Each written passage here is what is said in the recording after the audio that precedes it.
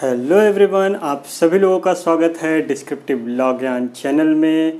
और आज हम बात करने वाले हैं मेंटेनेंस के बारे में। अभी इसके पहले जो 498A वाली केसेस थे, हमने उसमें देखे कि पत्नी ने पति के ऊपर केस फाइल कर दिया 498A का। ठीक है, वहाँ पे वो मैटर सुलझ रहा है, सारी चीज़ें हो रही हैं। अब इसके बाद जो अगला स्टेप आता है, अगर पति पत्नी में नहीं बैठती है और वो लेते हैं डाइवोर्स या फिर वो क्या करते हैं, मुकदमा लड़ रहे होते हैं कोर्ट में, तो उस कंडीशन में पत्नी पति के ऊपर CRPC की धारा 125 के अकॉर्डिंग मेंटेनेंस का दावा ठोकती है कि मुझे गुजारा भत्ता चाहिए। पति को गुजारा भत्ता देना ही होगा क्योंकि ये पत्नी का राइट है। तो आज के इस वीडियो में हम ये बात करने वाले हैं कि पत्नी पति के ऊपर गुजारे भत्ते के लिए दावा ठोकती है और कहती है कि मुझे गुजारा भत्ता चाहिए। अब पति के पास कौन कौन से राइट हैं जिसमें वो मना कर सकता है, कोर्ट से गुजारिश कर सकता है कि उसके ऊपर ऐसा गुजारा भत्ता न इम्पोज किया जाए। तो यहाँ कुछ ग्राउंड्स हैं जो आज के इस वीडियो में हम डिस्कस करेंगे। वीडियो को पूरा देखिएगा। अगर आप इस चैनल पर पहली बार आ रहे हैं तो इसे सब्सक्राइब ज़रूर कीजिएगा। तो चलिए देखते हैं कि कब कब मेंटेनेंस आपको नहीं देनी होगी।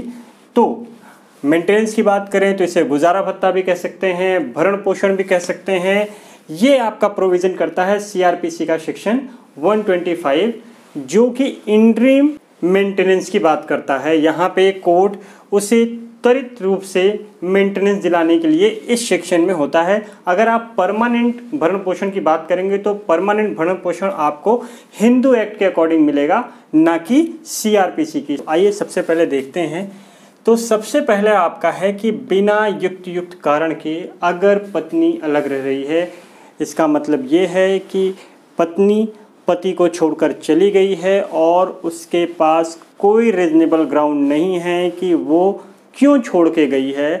तो उस कंडीशन में पति को ये राइट है कि पत्नी को वापस बुलाने के लिए वो हिंदू एक्ट का सहारा ले और कोर्ट में ये केस फाइल करे कि मेरी पत्नी चली गई है और पत्नी को ये ऑर्डर दिया जाए कि वो वापस लौट के आए।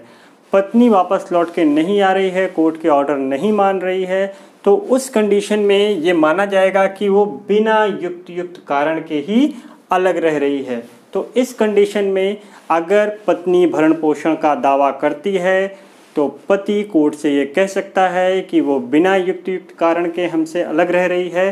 तो कोर्ट इस बात को कंसीडर करते हुए भरण पोषण न देने के लिए आदेश कर सकती है।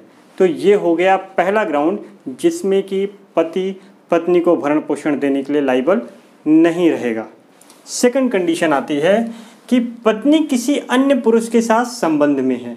अब यहाँ पे इसका अर्थ ये है कि पत्नी जो किसी अन्य पुरुष के साथ जारता की कंडीशन में रह रही है, किसी अन्य पुरुष के साथ संबंध में रह रही है, उसके साथ वो रह रही है और पति के साथ वो नहीं रह रही है, या फिर पति के साथ रहते भी वो किसी अन्य पुरुष के साथ रहती है, संबंध में रहती है, तो उस कंडीशन में भी पति ऐसा प्रूफ अगर कोर्ट में कर देता है कि ये जो मेरी पत्नी है वो मेरे साथ की जगह पे किसी अन्य पुरुष के साथ संबंध में है, तो उस कंडीशन में कोर्ट उसे गुजारा भत्ता देने के लिए मना कर सकता है। यहाँ पे ये जो ग्राउंड है आपका तलाक का ग्राउंड भी है कि अगर आप ये प्रूफ कर ले जाते हैं कि आपकी पत्नी किसी अन्य पुरुष के साथ संबंध में है, और अगर आपने ये कोर्ट में प्रूफ कर लिया तो आपको दो फायदे होंगे। पहला कि तलाक आपको मिल सकता है उस पत्नी से जो भी किसी अन्य पुरुष के साथ संबंध में रह रही हो, और दूसरा नंबर आपको उसे मेंटेनेंस नहीं देना होगा, आप मेंटेनेंस से बच जाएंगे। तो अब बात करते हैं तीसरी कंडीशन की।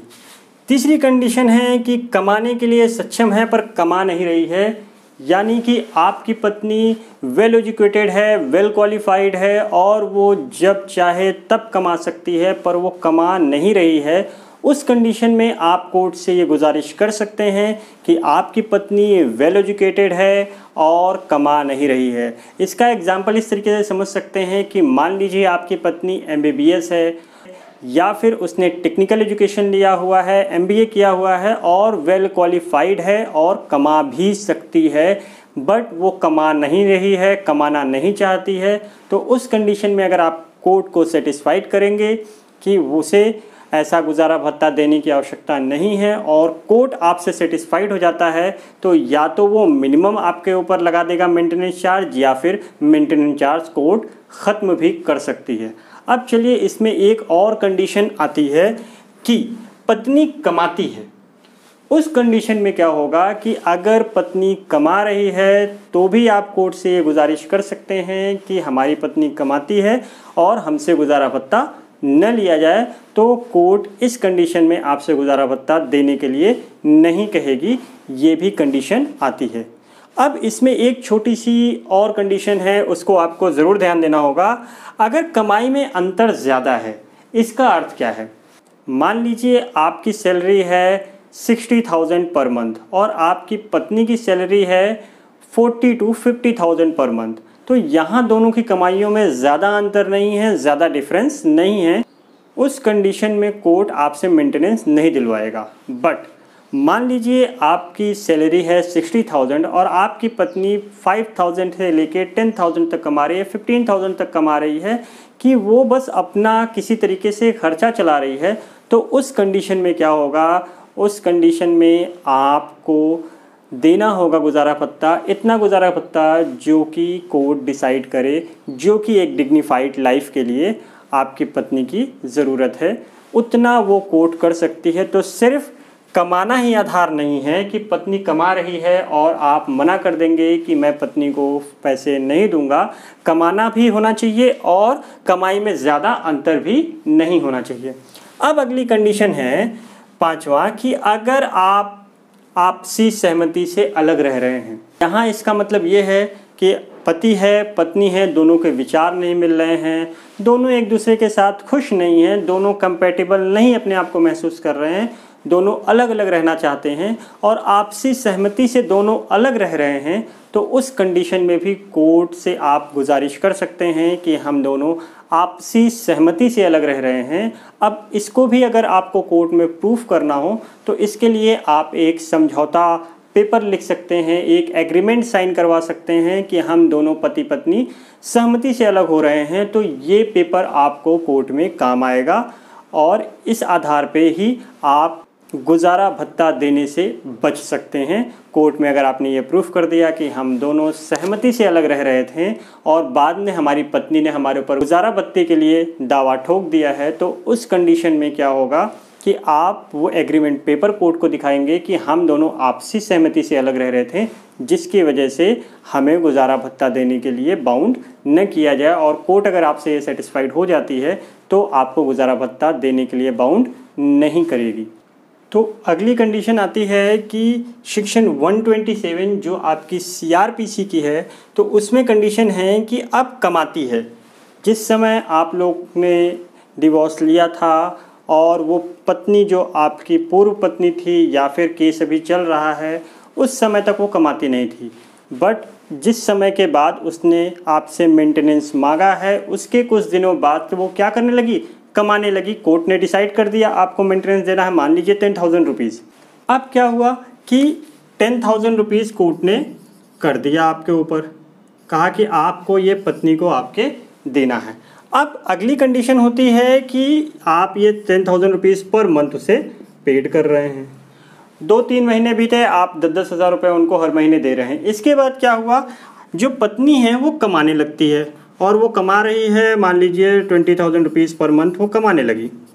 अब कोर्ट में आप जाएंगे और क्या कहेंगे कि जो मेंटेनेंस मैं दे रहा हूँ उसके आधार पर अब वो कमा रही है, तो या तो मेरी मेंटेनेंस को ये जो 10,000 है उसको कुछ कम किया जाए या फिर ख़त्म किया जाए। तो कोर्ट अब ये डिसाइड करेगी कि अब इनका मेंटेनेंस बरकरार रखना चाहिए या नहीं रखना चाहिए। ये भी आपको कोर्ट में प्रूफ करना होगा कि ये कितना कमा रही हैं और कैसे कमा रही हैं। ऐसा क्यों करना होगा? क्योंकि ये आपको कोर्ट में शो करना होगा कि ये अब कमाने लगी हैं। आप इनके इनकम टैक्स की डिटेल निकलवा सकते हैं, आप इनकी बैंक डिटेल निकलवा सकते हैं कि आप प्रूफ कर सकें कि ये हर महीने कमाने लगी हैं। तो हमारा जो ये मेंटेनेंस है या तो कम कर दिया जाए या फिर ख़त्म कर दिया जाए। जिससे कि मुझे इनको मेंटेनेंस न देना हो। अब ये जो आखिरी वाला मैं बताने जा रहा हूँ ये पत्नियों के लिए है कि अगर कोई पत्नी है और वो क्या कंडीशन में है कि पहले तो कमा रही थी, जिस समय उसके पास थी जॉब वो कमा रही थी, डिवोर्स के समय तक पति एक भी पैसे उसको नहीं दे रहा था, कोर्ट ने डिसाइड कर दिया, बट अब पत्नी भी सेक्शन 127 पे मूव कर सकती है और क्या है कि अब मैं काम नहीं कर पा रही हूँ, मैं काम नहीं कर रही हूँ, तो ये कंडीशन में वो क्या कर सकती है, पति के ऊपर दोबारा मेंटेनेंस के लिए क्लेम कर सकती है कि पहले तो मैं कमा रही थी बट अब क्या हुआ, अब मैं नहीं कमा रही हूँ, जिसकी वजह से क्या हो रहा है कि मुझे प्रॉब्लम्स हो रही थी, मुझे मेंटेनेंस चाहिए। तो उस कंडीशन में कोर्ट डिसाइड कर सकती है और मेंटेनेंस के लिए पति को दोबारा ऑर्डर कर सकती है। तो ये कुछ आधार थे जिस पे कि अगर डाइवोर्स का मुकदमा चल रहा है या फिर पति पत्नी एक दूसरे से अलग रह रहे हैं और पत्नी पति से मेंटेनेंस की बात करती है, तो कुछ आधार पे पति मेंटेनेंस से बच सकते हैं और वो मेंटेनेंस देने से मना कर सकते हैं। बट आपको ये प्रूफ करने होंगे, जितने भी मैंने ग्राउंड बताए हैं ये सारे आपको कोर्ट में प्रूफ करने होंगे और कोर्ट में प्रूफ करने के बाद ही वैसा होगा। पर ये सारे ग्राउंड हैं जिसके आधार पे आप मेंटेनेंस से बच सकते हैं। तो आशा करता हूँ कि ये वीडियो आपको पसंद आया होगा। अगर ये वीडियो आपको पसंद आया तो इसे लाइक कीजिए, शेयर कीजिए और ज़्यादा वीडियो देखने के लिए आप आई बटन पे क्लिक कर सकते हैं, वहाँ से आपको और भी बहुत सारे वीडियो देखने को मिल जाएंगे। तो फिर मिलते हैं अगले वीडियो में।